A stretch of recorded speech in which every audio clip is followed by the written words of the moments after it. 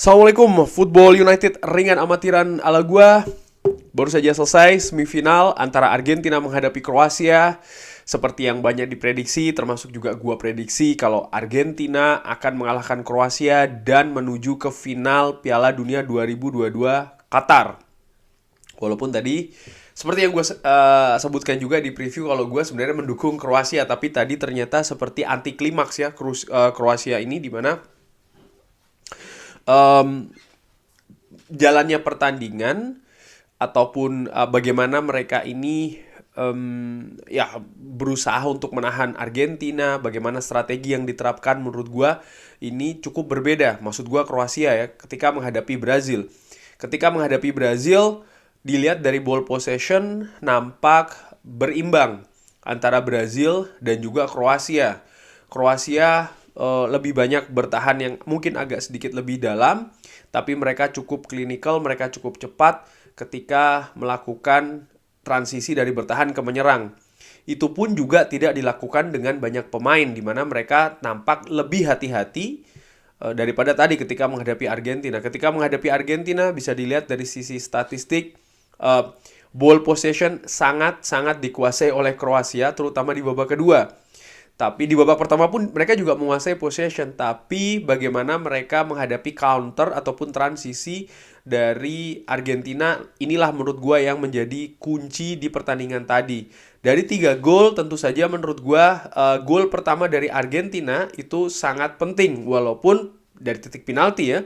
Walaupun ya itu debatable, ada yang mengatakan itu penalti, ada yang mengatakan itu tidak penalti, tapi sudah diputuskan dan itu merupakan penalti dan sudah dieksekusi. Eksekusinya pun menurut gue juga sangat luar biasa dari Lionel Messi, menghujam tajam, sehingga kiper dari Kroasia yang di pertandingan sebelumnya tampil luar biasa ya, Livakovic ini dalam menahan tendangan penalti di adu penalti.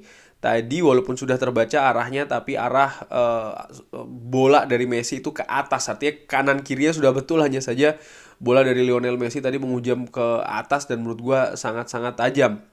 Setelahnya menurut gua permainan dari Kroasia ini agak sedikit berbeda dari sebelum ada gol penalti itu. Mereka nampak ya tidak siap ya menurut gua, jadi agak sedikit dalam tanda kutip ada sedikit kekacauan di sana, dan Argentina mampu menambah keunggulan melalui Julian Alvarez yang menurut gua proses golnya pun juga sangat bagus. Ini hanya berjarak 5 menit dan menurut gua gol kedua inilah yang membuat pembeda yang sangat besar di jalannya pertandingan selanjutnya. Artinya setelah gol kedua itu, dimana ya ini semifinal, ini sangat ketat. Kroasia praktis tadi sebelum adanya gol pertama maupun kedua, gua melihat memiliki kelemahan di sepertiga akhir pertahanan dari Argentina. Permainan Kroasia sendiri menurut gua agak sedikit lebih terbuka dibanding ketika mereka menghadapi Brazil ya. Jadi Zlatko Dalic ini nampaknya menginstruksikan agak sedikit lebih terbuka. Tapi sayangnya bagaimana pemain-pemain Kroasia di sepertiga akhir, artinya di lini belakang dari Argentina, ini menurut gua tingkat akurasinya, end passingnya, lalu juga keputusannya ini sering sekali salah. Gua melihat contoh pemain yang menurut gua tampil buruk untuk dari Kroasia itu ada pemain nomor 19, Borna Sosa. Ini sering sekali nggak jelas ya di sisi kiri ketika bertahan, sering kebingungan, ketika menyerang juga demikian, kurang agresif, sering kebingungan, sehingga Perisic ini nampak tidak punya backup di depan sebelah kiri terutama, dimana di pertandingan-pertandingan sebelumnya ketika menghadapi Jepang maupun juga ketika menghadapi Brazil, nampak lini ini lebih hidup daripada tadi. Pemain terbaik menurut gue bagi Kroasia tentu saja Luka Modric. Lini depan menurut gue ini dari Kroasia yang ya sampai gol ketiga bahkan yang luar biasa diciptakan tadi oleh Julian Alvarez melalui skill yang sangat-sangat super menurut gua, luar biasa, gila banget dari seorang Lionel Messi dari sisi kanan, bahkan seorang Gvardiol yang dikatakan back masa depan ya, katakanlah demikian, banyak dilabeli seperti itu. Tadi betul-betul tidak mampu menghentikan seorang Lionel Messi yang memberikan pergerakannya sangat luar biasa, lalu memberikan assist juga yang sangat akurat, sehingga Julian Alvarez tinggal ya tinggal menyocor bola saja kurang lebih demikian ke gawang dari Kroasia, skor 3-0. Gua juga melihat tadi nampak Kroasia tampil terutama setelah gol cepat dari Argentina. Maksudnya gol di babak pertama, bukan gol cepat ya. Gol di babak pertama eh, ada mengalami penurunan kepercayaan diri ketika memasuki babak kedua. Ini berbeda ketika Kroasia menghadapi Brazil. Mungkin ini hanya dari sudut pandang gua ya. Pada saat ketika menghadapi Brazil, walaupun sudah tertinggal 1-0, tapi mereka nampak lebih masih punya rasa percaya diri itu masih ada, sehingga mereka pun juga bisa tampil lebih klinikal terutama di lini depan.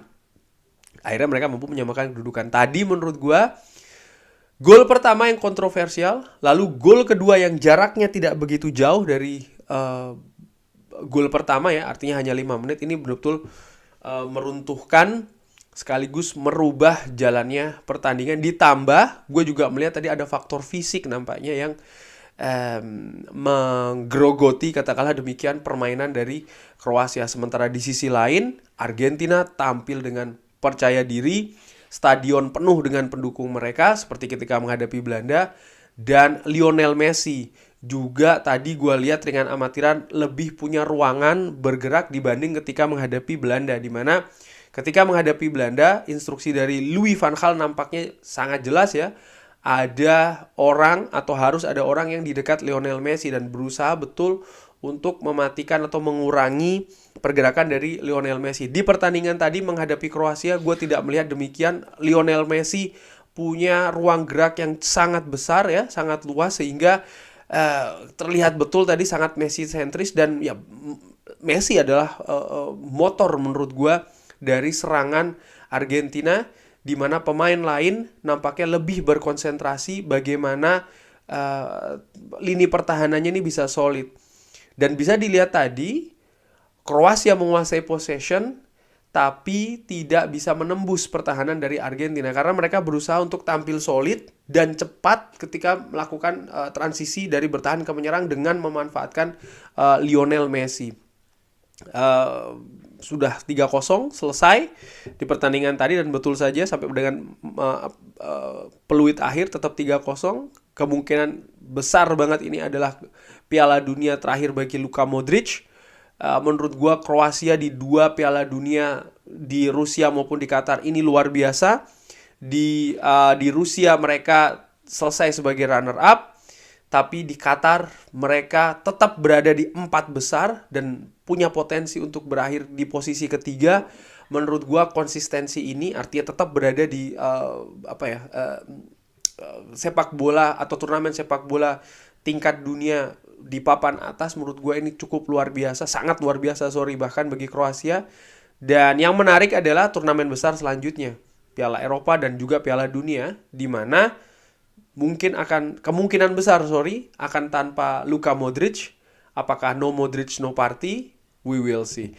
Terima kasih sudah menyaksikan. Jangan lupa like, subscribe. Wassalamualaikum warahmatullahi wabarakatuh.